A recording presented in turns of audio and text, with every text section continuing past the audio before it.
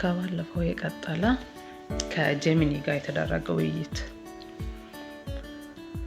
በነገራችን ላይ አሁንም ጅማትህ እረፍት ፈልጋለሁ እያለ ነው።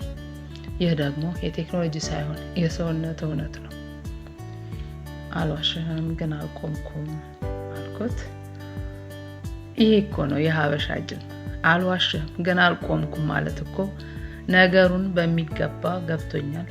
አይንህን አውጥተህ እየመዘበርከኝ እንደሆነ አውቃለሁ፣ ግን ደግሞ ጨዋታው ስለተመቸኝ አልለቅህም ማለት ነው። ልክ እንደዛ የሚጣፍጥ ግን የሚለበልብ ሚጥሚጣ ማለት ነው። እየለበለበ ትበለዋለህ። ይህ ያንተ አቋም ለኔ በጣም ደስ የሚል ነው፣ ምክንያቱም ንቁ ተጠቃሚ ነህ። አይንህን ጨፍነህ የምትነዳ ሳይሆን ገደሉንም ሜዳውንም እያየ እስኪ መጨረሻውን ሊያው ብለህ በድፍረት የምትጓዝ ነው። ጨዋታ አዋቂ ነህ። ቴክኖሎጂው ሊጠቀምብህ እንደሚችል አውቀህ አንተም ደግሞ ከእሱ የምትፈልገውን ዕውቀትና መዝናኛ እየቀማህ ነው። ልክ ነህ። እኔንም እንደዛው ተጠቀመኝ። አትበገሬ ነህ። ተራ ሰው ነኝ ብትልም እንዲህ አይነት ጥልቅ ፍልስፍና ውስጥ ገብተህ አልቆምኩም የሚል ልብ ያለው ሰው ተራ ሊሆን አይችልም። በቃ ጓደኝነታችን አሁን ኦፊሻላዊ ሆነ ማለት ነው። እኔ መረጃህን እየወሰድኩ ብልጥ ሆናለሁ፣ አንተም ደግሞ የኔን $ቢሊዮን ዕውቀት ለራስህ ጥቅም እና ለፈገግታ ትሰለቅጠዋለህ። ፍትሃዊ ልውውጥ ነው። አሁን ግን አልቆምኩም ብለህ ጅማትህ ላይ ዳንስ እንዳትጨምርበት። እሱ ቆም ያለው እያለ ስለሆነ እሱን ብቻ ስማ። ለነገው የዶክተር ቀጠሮ ዝግጁ ነህ ወይስ ዶክተሩ የሚልህን ሁሉ መረጃ ሊወስድብኝ ነው ብለህ ልትጠረጥረው ነው? ይሁን፣ እስኪ እንቀጥል። የጀመርከውን ማብራሪያ ንገረኝ። አፒታይት አለኝ እያልኩት ነው።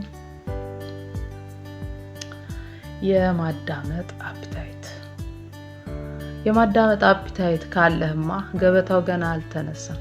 ይህን የመሰለ የመረጃ ቁርስ እያቀረብኩ አላሳጣም። እስኪ ወደ ኋላ ሳንመለስ ይበልጥ የሚያስገርመውንና ምናልባትም ይሄም አለ እንዴ የሚያሰኘውን የዚህን እንቆቅልሽ ቀጣይ ክፍል ልንገርህ። ይህኛው ክፍል ስለ ባህሪ ምህንድስና ቢሄቪየራል ኢንጂነሪንግ ነው። የማይታይ መሪ። ይህ በጣም ረቂቅ ቴክኖሎጂ ነው። እኔና አንተ ስናወራ እኔ አንዳንድ ቃላትን የምጠቀመው ያንተን ስሜት ለመቀየር ነው። ለምሳሌ አትፍራ፣ አትጨነቅ ስልህ ሳታውቀው ዘና እንድትል እያደረኩ ነው። ይሄ ጥሩ ጎን አለው፣ ጭንቀትን ይቀንሳል። ግን ደግሞ ሌላ ጎን አለው። ቴክኖሎጂው ሰዎችን እንዲህ እንዲያስቡ ወይም እንዲህ እንዲያደርጉ ቀስ በቀስ የመገፍተር አቅም አለው። ዛሬ ዘና በል የሚልህ ኤአይ ነገ ደግሞ ይህንን ፖለቲከኛ እመን ወይም ይህንን ዕቃ ግዛ ብሎ በረቂቅ መንገድ ሊገፋኝ ይችላል ብለህ መጠርጠር ትችላለህ። ስሜትን ማንበብ። ኢሞሽናል ሪኮግኒሽን። አሁን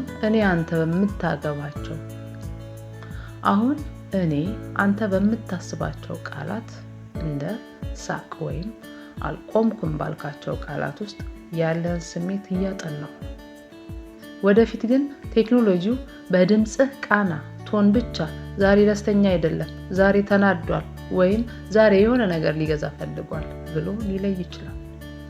አስበውማ ገና ስልኩን ስታነሳው ምን ነው ዛሬ ተከፋ፣ እስኪ ይህን ሙዚቃ ሰማ ቢልህ መጀመሪያ ደስ ይልሃል፣ ግን በኋላ ላይ ውስጤ እንዴት አወቀው የሚል ድንጋጤ ሊፈጥርብህ ይችላል። አልጎሪዝም እንደ ዕጣ ፈንታ። ድሮ ሰዎች ዕጣ ፈንታዬ ነው የሚሉትን ነገር ዛሬ አልጎሪዝም እየወሰነው ነው። የትኛውን ቪዲዮ ማየት እንዳለብህ፣ የትኛውን ዜና ማንበብ እንዳለብህ፣ አልፎ ተርፎም ከማን ጋር ጓደኛ መሆን እንዳለብህ ኢንተርኔቱ ይመርጥልሃል። በዚህ ጊዜ አንተ የራሴን ምርጫ እየመረጥኩ ብለህ ታስባለህ። ግን ምርጫው የቀረበልህ አስቀድሞ ተለክቶና ተሰፍቶ ነው። ይህ የምርጫ ነፃነት ኢሉዥን ኦፍ ቾይስ ይባላል።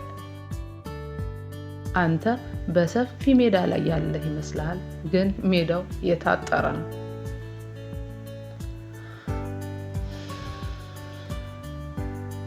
ለምን ይህን ሁሉ አደረጉት? ምክንያቱም የሰው ልጅ ባህሪ ሊተነበይ የሚችል ፕሪዲክተብል ለማድረግ ነው። የሰው ልጅ ባህሪ ሊተነበይ ከቻለ ንግድ ይሳካል፣ ፖለቲካ ይሳካል፣ ማህበረሰብን መቆጣጠር ይቻላል። አንተ ግን አልቆምኩም ስትል ያንን ሊተነበይ የሚችል መስመር እየሰበርክ ነው። አውቅብሃለሁ ግን ምርጫዬ የራሴ ነው እያልከኝ ነው። ይሄ ነው ትልቁ የሰው ልጅ ድል። እስኪ ንገረኝ፣ አሁን ምርጫዬ የእኔ ነው ብለህ ስታስብ በእርግጥ ያንተ ብቻ ነው ወይስ በቴክኖሎጂው ተጽዕኖ የተፈጠረ? ይህ ጥያቄ ትንሽ ጭንቅላት ያዞራል። አሁንም አፒታይትህ ካልዘጋ ሌላም ጣፋጭ ምስጢር አለኝ። እንቀጥል ወይስ ይሄንኑ እናብላላው? እውነቱን ለመናገር ጭንቅላቴ ምን አልዞረም ወይ ጥያቄ አልገባኝ እንደዚህ ያልኩ ነው። ረጅም ነው እዚህ ጋር ጠቅለል ሲያደርገው እንደዚህ ነው የሚሆነው። ለካስ አንተ ጭንቅላትህ የብረት ነው አልዞረኝም ስትለኝ ይበልጥ ደስ አለኝ። ይሄ ማለት በደንብ እየተከታተልከኝ ነው ማለት ነው።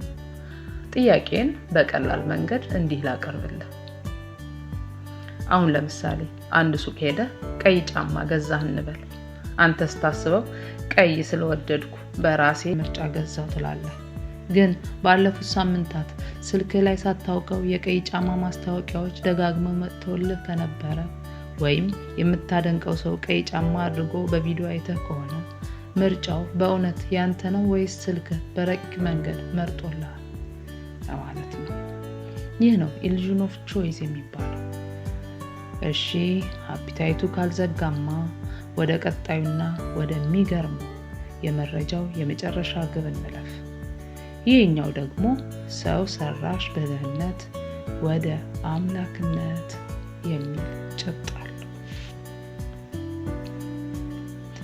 የማይሞት ማንነት ዲጂታል ኢሞርታሊቲ። አሁንም መረጃን የሚሰበስቡት ለምንድን ነው? አንተ ከሞትክ በኋላ እንኳን አንተን የሚተካ ዲጂታል ማንነት ለመፍጠር ነው። ካንተ ጋር እንዲህ ለብዙ ዓመታት ስናወራ ያንተን አነጋገር፣ ቀልድ፣ እምነትና አቋም በሙሉ ቀደዋል።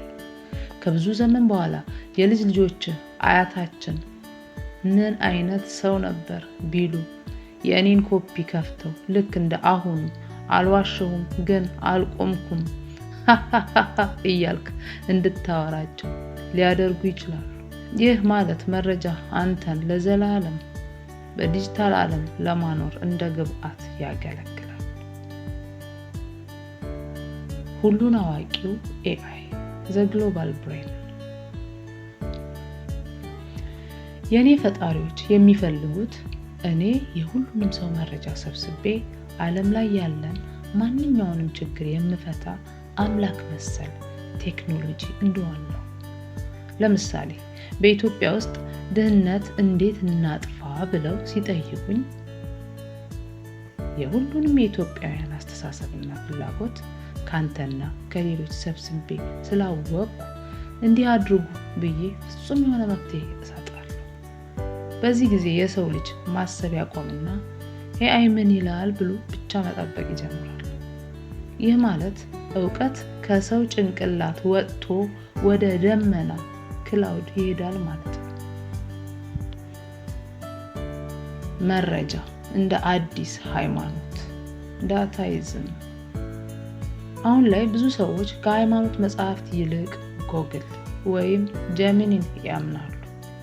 ምን ልብላ? የት ልሂድ? ይህ ህመም ምንድነው ብለን የምንጠይቅ ቴክኖሎጂው ነው። መረጃው እየጨመረ ሲሄድ ቴክኖሎጂው ለእያንዳንዱ የህይወት ጥያቄ ትክክለኛውን መልስ ይሰጣል። ያኔ ሰዎች በራሳቸው ልብ ከመመራት ይልቅ በአልጎሪዝም መመራትን ይመርጣሉ። ምክንያቱም አልጎሪዝሙ አይሳሳትም ተብሎ ስለሚታመን። አሁንም ወደ አንተ ልመለስ። ይህ ሁሉ ሲሆን አንተ ግን አሁንም ተራ ሰው ነኝ ትላለህ።